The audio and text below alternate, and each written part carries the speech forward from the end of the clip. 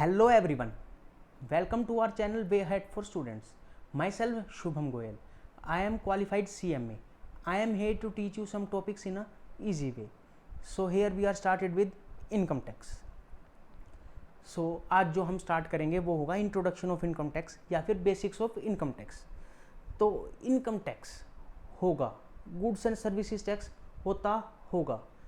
पहले कोई हमें ये तो बताए, पहले ये तो पता चले कि टैक्स क्या है. देखो इनकम टैक्स जो है आपको नाम से लग रहा होगा कि वो टैक्स जो इनकम पे लगे. गुड्स एंड सर्विसेज टैक्स वो टैक्स जो गुड्स और सर्विसेज पे लगे. तो मतलब अगर हमें पता चल जाए कि टैक्स क्या है, काम थोड़ा सा आसान हो जाएगा. तो पहले हम वही देख लेते हैं कि टैक्स क्या है और टैक्स क्यों है, मतलब उसके ऑब्जेक्टिव क्या है टैक्स के. तो देखते हैं टैक्स क्या है. देखो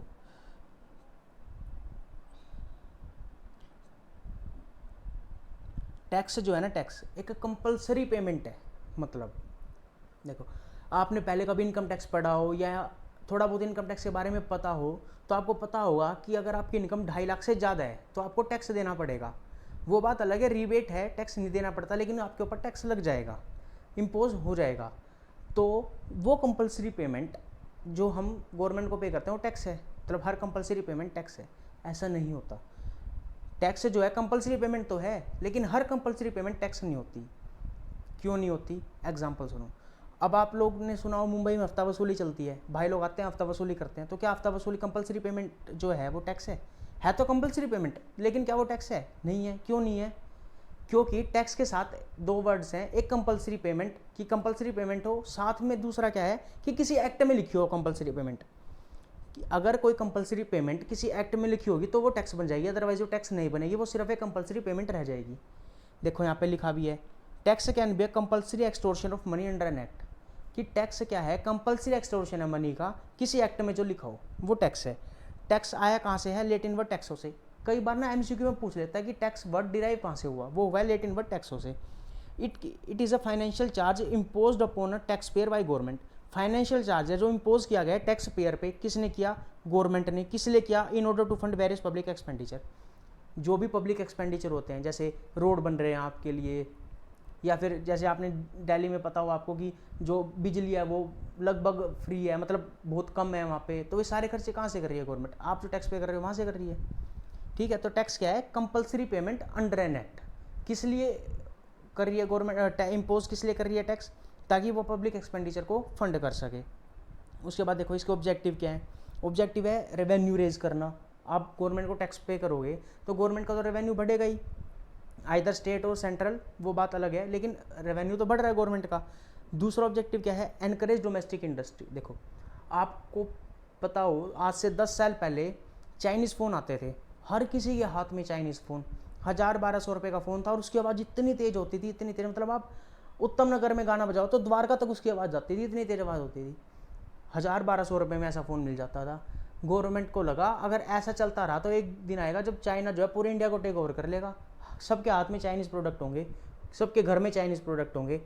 तो ऐसा ना हो, अपनी डोमेस्टिक इंडस्ट्री बची रहे, इंडिया से ही लोग सामान खरीदे, उसके लिए गवर्नमेंट ने क्या किया? जो इंपोर्ट और एक्सपोर्ट है उस पर टैक्सेस लगा दिए, मतलब उस पर ड्यूटीज़ लगा दी कि आप इंपोर्ट करोगे एक्सपोर्ट करोगे तो ऐसी ऐसी ड्यूटीज़ हैं. अब ऐसा करने से हुआ क्या? अब लोग जो है इंडिया का सामान खरीदने लगे, जो चाइना का सामान है वो भी महंगा हो गया. आज के टाइम पे चाइना पे तरह तरह की ड्यूटीज़ हैं. किस लिए हैं? ताकि हमारी डोमेस्टिक इंडस्ट्री जो है बची रहे. रिड्यूस करना इनकम इनक्वालिटीज़ को, कि किसी की कम किसी की ज़्यादा, तो उसके हिसाब से ही टैक्स लिया जाए. प्रमोट करना इकोनॉमिक ग्रोथ को, डेवलपमेंट ऑफ बैकवर्ड रीजन, ये सब क्या है? ऑब्जेक्टिव है टैक्स के. इनकी वजह से टैक्स लाया गया. अब देखो उसके बाद क्या निकल के आ रहा है? उसके बाद निकल के आ रहा है difference between direct tax and indirect tax.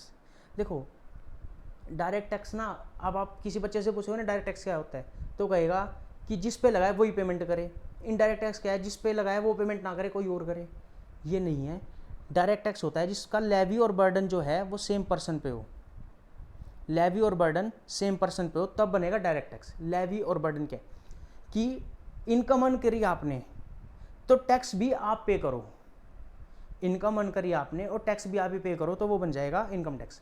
आपने इनकम अर्न करी, लेवी किस पे होगा? आप पे. लगेगा किस पे? इनकम टैक्स आप पे. बर्डन किस पे आएगा? आप पे, क्योंकि आपकी इनकम से ही टैक्स पे होगा. लेकिन इनडायरेक्ट टैक्स क्या है? लेवी और बर्डन जो है डिफरेंट पर्सन पे.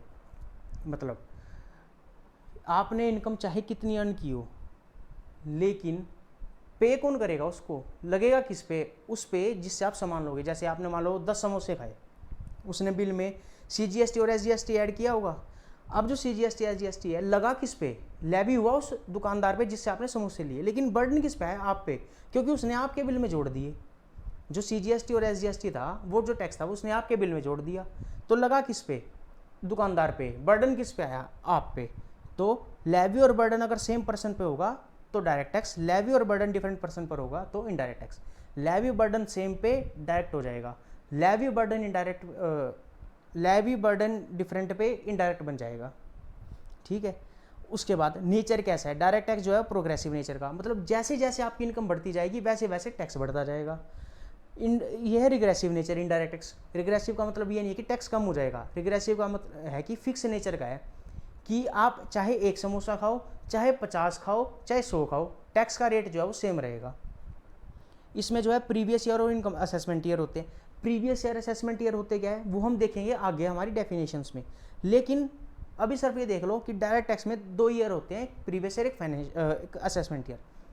अब ना कई बच्चे बोलेंगे कि सर इसमें फाइनेंशियल ईयर नहीं होता, होता है फाइनेंशियल ईयर। जो असेसमेंट ईयर और प्रीवियस ईयर है वो फाइनेंशियल ईयर ही हैं, लेकिन वो है क्या वो हम आगे देखेंगे। लेकिन इनडायरेक्ट टैक्स में ऐसा कुछ नहीं होता, उसमें सिर्फ एक ही ईयर रहता है, प्रीवियस ईयर या फिर फाइनेंशियल ईयर। दूसरा, जो डायरेक्ट टैक्स है वो पूरा पूरा सेंट्रल गवर्नमेंट के हाथ में है।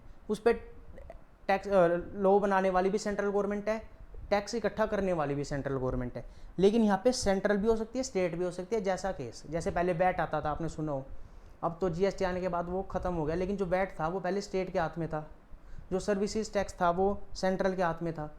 तो ये जैसे जैसे केस होगा वैसे वैसे गवर्नमेंट हैंडल करेगी। डिपार्टमेंट क्या है, इसमें CBDT की फुल फॉर्म है central board of direct taxes.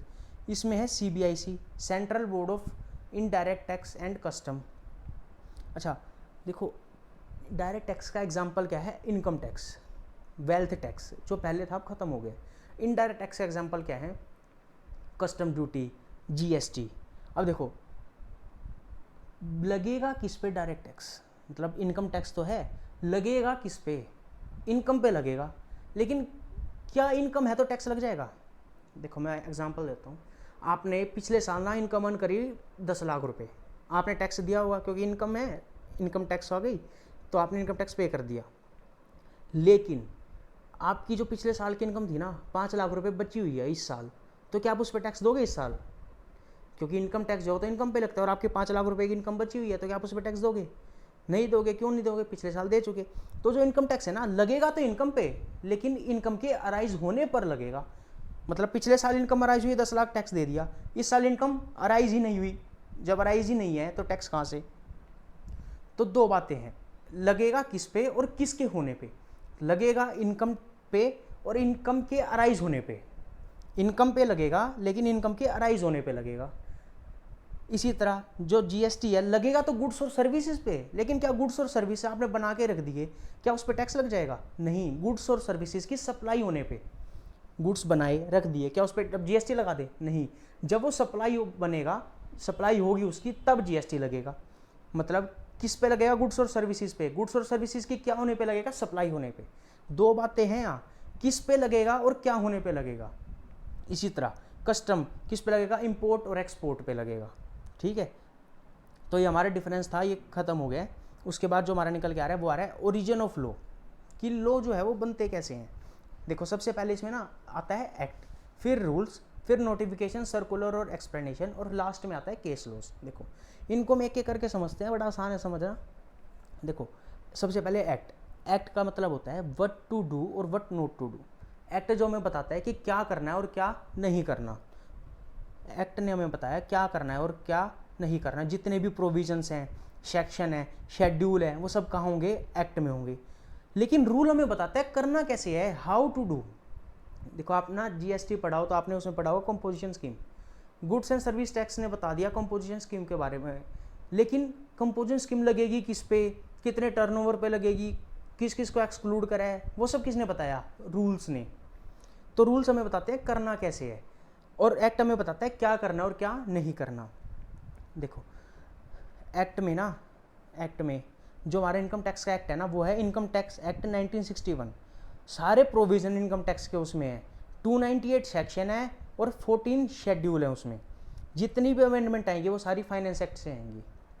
अब देखो उसमें रूल्स होते हैं। रूल्स क्या होते हैं? सपोर्टिंग सिस्टम एक्ट का, जो हमारा एक्ट है उसको सपोर्ट कौन देता है? रूल्स। कि भाई आपने एक्ट तो बना दिया, क्या करना है क्या नहीं करना है, लेकिन कैसे करना है वो कौन बताएंगे हमें? रूल्स। रूल्स बनाने वाला कौन है? CBDT, हमने पढ़ा है। और एक बात ध्यान रखना, जो एक्ट है ना, एक्ट उसको कोई भी ओवर रूल नहीं कर सकता, कोई भी ओवरराइड नहीं करेगा। एक्ट सबसे बड़ा था, सबसे बड़ा है और सबसे बड़ा रहेगा। Rules can not override act, ठीक है। उसके बाद जो हमारा निकल के आ रहा है वो आ रहा है नोटिफिकेशन, सर्कुलर्स और एक्सप्लेनेशंस। अब देखो हमें पता है फाइनेंस एक्ट जो है ना 1 फरवरी को आ जाता है साल के स्टार्टिंग में। गवर्नमेंट ने बता दिया कि ये फाइनेंस एक्ट है, इसमें ये चीज़ें हैं। अब कई बार क्या होता है, गवर्नमेंट ने ना एक प्रोविज़न बनाया, अब उसके ना कई मतलब निकल के आ रहे हैं, तो गवर्नमेंट को क्लैरिफाई करना है। तो क्लैरिफाई करना है, उसके लिए नोटिफिकेशन निकाल देगी, सर्कुलर्स दे देगी या एक्सप्लेनेशन दे देगी, या कुछ ऐसा है जो साल के बीच में ऐड करना है गवर्नमेंट को एक्ट में, या कुछ रिमूव करना है। तो वो सारे काम कहाँ से होते हैं? नोटिफिकेशन से। देखो नोटिफिकेशन इशू कौन करता है? या तो सेंट्रल गवर्नमेंट या फिर CBDT। किस लिए करते हैं? ताकि चेंज ला सके, मतलब या तो ऐड कर सके या रिमूव कर सके एक्ट के प्रोविजंस को। कब कर सके? Middle of the year. साल के स्टार्टिंग में तो एक्ट आ ही जाता है और साल एंड होगा तो अगले की टाइम आ जाएगा।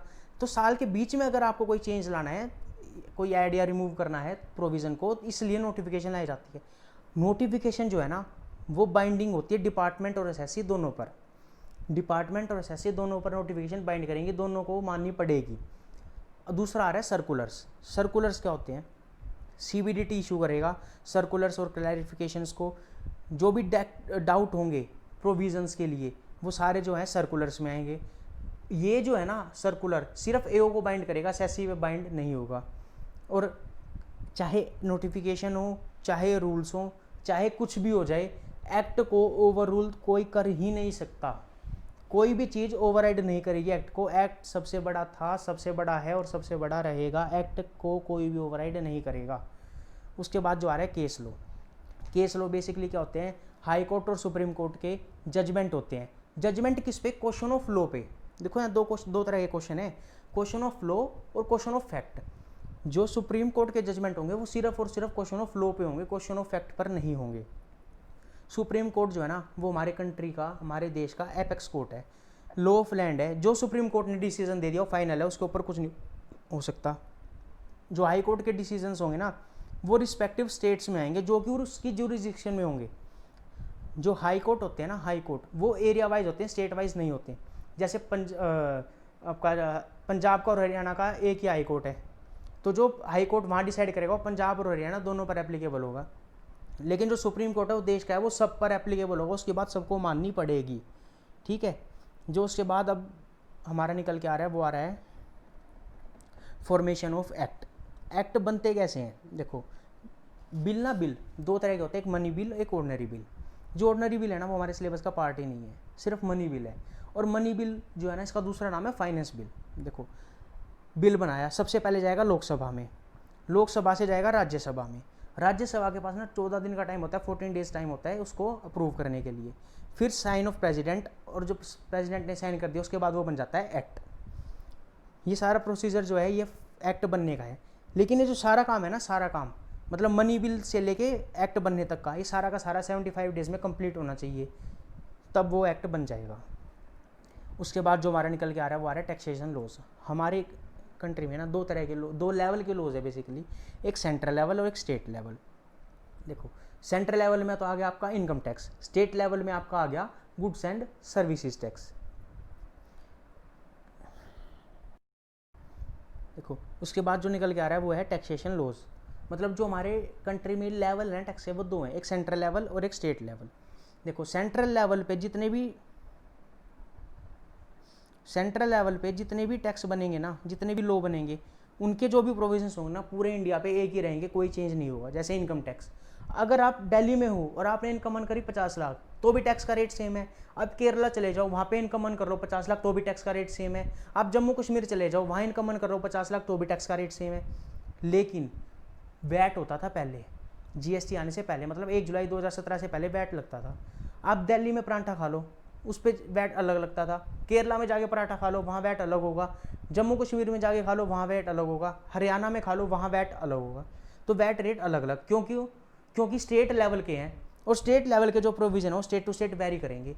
ऐसा नहीं है कि हमेशा वेरी करेंगे, हो सकता है वेरी करें, मतलब हो सकता है अलग अलग हो प्रोविजंस, और हो सकता है सेम भी हो सकता है किसी स्टेट ने वही प्रोविज़न एप्लीकेबल कर ली हो थोड़ी बहुत चेंजेस के साथ। तो जो प्रोविज़न सेंट्रल लेवल के होंगे ना, वो तो पूरे इंडिया पे सेम रहेंगे, similar provision applicable at pan India. लेकिन जो स्टेट लेवल के होंगे वो वेरी कर सकते हैं स्टेट टू स्टेट।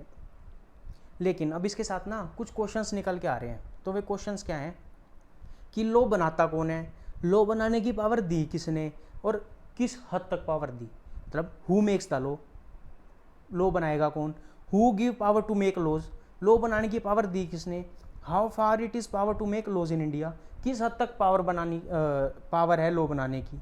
तो इन तीनों क्वेश्चंस का एक आंसर है हमारा कॉन्स्टिट्यूशन ऑफ इंडिया, हमारे इंडिया का संविधान। 3 क्वेश्चन 1 सॉल्यूशन। देखो हमारा जो कॉन्स्टिट्यूशन है, जो संविधान है, लिखा किसने, डॉक्टर भीमराव अंबेडकर जी ने लिखा। कब से एप्लीकेबल हुआ, इफेक्टिव डेट जो थी एप्लीकेबिलिटी की वो है 26 जनवरी 1950। यूनिकनेस क्या है हमारे कॉन्स्टिट्यूशन की, सबसे लंबा है, longest constitution in the world, पूरे वर्ल्ड में सबसे बड़ा कॉन्स्टिट्यूशन जो है हमारे इंडिया का है। टोटल उसमें 448 आर्टिकल्स है, पहले 395 थे लेकिन अब उसमें 448 है। टोटल 12 शेड्यूल है, लेकिन हमारे सिलेबस में ना सिर्फ एक ही शेड्यूल है जो हमें पढ़ना है, वो है शेड्यूल 7।